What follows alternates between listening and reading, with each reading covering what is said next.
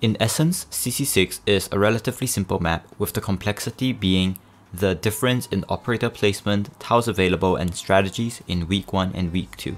This video will be split into 2 parts, with the first covering guards, defenders, medics, supporters, and the second covering casters, specialists, snipers, and vanguards.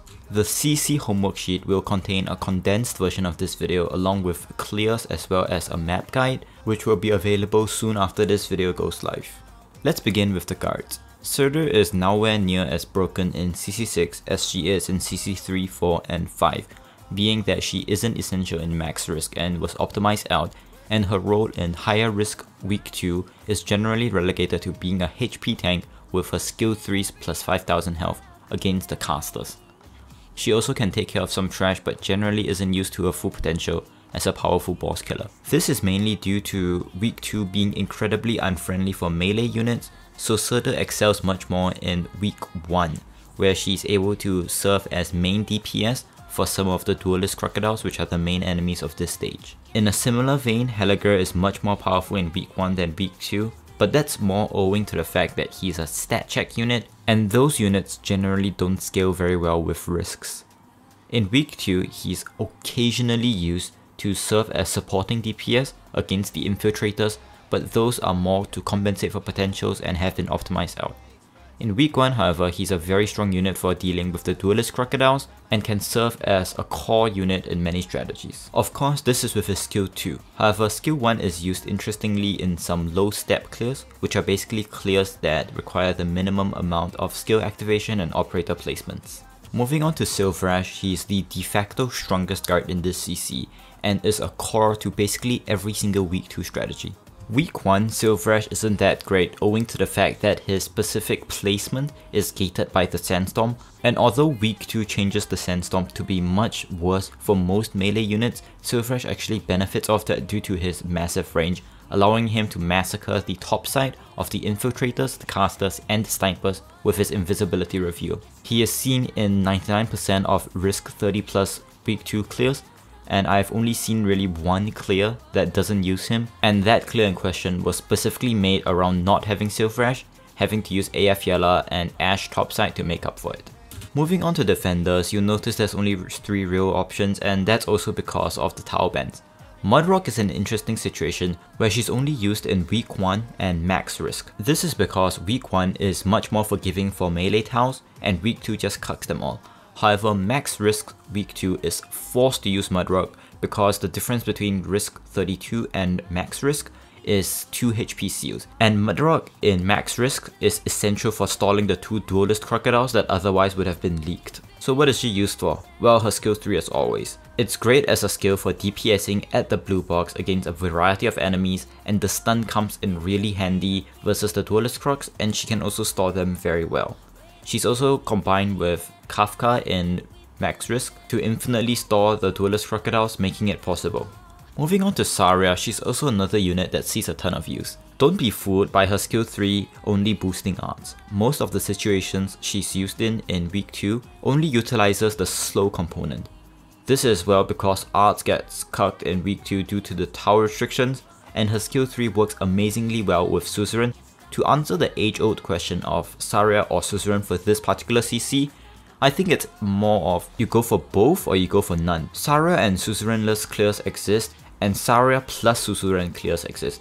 However, it's pretty rare to see a clear using only one of Saria or Suzuran because of how the DPS cycles line up. Of course, this is in the context of week 2 high risk, not max risk, because max risk has a completely different strategy with different DPS cycles that can use solo Suzuran.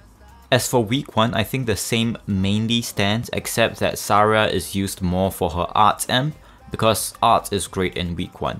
I believe Saria is also slightly more prevalent as a solo unit in week 1, but don't quote me on that. As for our last defender, we have Eunectis. Eunectis is another one of those honorary mention units that doesn't see a ton of use, but enough use to warrant mentioning.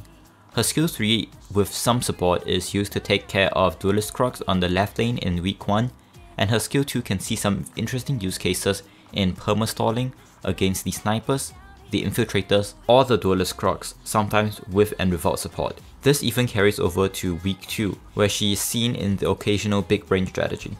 Now going on to medics, we can actually see that Cowstead is the weaker one of the three. In this CC, she's used exclusively for the lower risks, because Monster having to block an enemy in order to deal damage doesn't really scale well into the higher risks, as the Duelist Crocs become incredibly dangerous.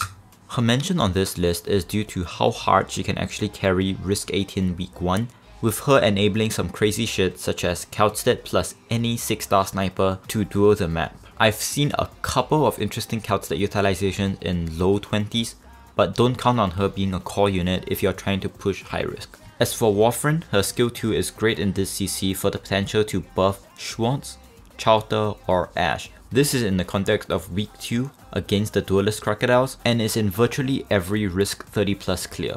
The alternative to Warfren is to stack your debuffs or use Scouter, but those are much more rare and usually actually more pot gated, plus Warfren's a unit that a lot of people have, so if you haven't raised her yet, I'd recommend doing so. In week 1, she doesn't see a ton of use due to a combination of the different tiles available and week 1 generally being a lot easier. And next comes the most important medic of this entire CC, Nightingale. Nightingale is an insane unit here in part due to how the casters scale exponentially with risks. In risk 18 they can be tanked with say even Cowstead, but in higher risks you need Nightingale to mitigate them or you're going to get screwed over. In all my searching, I found exactly one risk 30 plus clear that doesn't involve Nightingale and it's a really scuffed strat. However, you can probably optimize it to make a couple new ones off that. It's hard to understate how strong Nightingale is here, so a comparison for those in her tier would probably be Silverash, Chowder and Bagpipe. Next we have supporters, which are a bit harder to quantify because none of these units are actually essential. Scouter's skill 3 is used in max risk in order to place Warfren in buffing Chowder. Her skill 2 is used in lower risks, particularly in week 1 in order to supplement your DPS unit. I wouldn't recommend trying to force her into week 2, but you can probably make it work to a decent extent. She's a solid unit and there's not much else to say.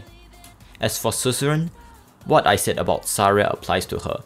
She's a great unit, but she can actually debuff, and in some situations she can replace the Scouter / Warfren buff squad. Most of her use case comes in the same situation as Zarya, where she's used right outside the blue box in order to store Duelist Crocs and the wave of shit enemies up top in order to line up your DPS cycles. Angelina's our honorary mention for this category, given that she sees a lot of use in lower risks week 1 and also some higher risks in week 1, but she isn't a great unit for week 2, again due to the tower restrictions. In higher risk week 1, her skill 2 is used to slow down the Duelist Crocodiles, while in lower risks such as risk 18, she can serve as a very good solo carry with her skill 3. As for her applications in week 2, well, there's this one really funny meme clear where Angelina's skill 3 is used in conjunction with Weedy's skill 3 to shift an entire Duelist Crocodile down the hole. The video concerning casters, specialists, snipers and vanguards will be uploaded 2 to 3 days after this one. Peace.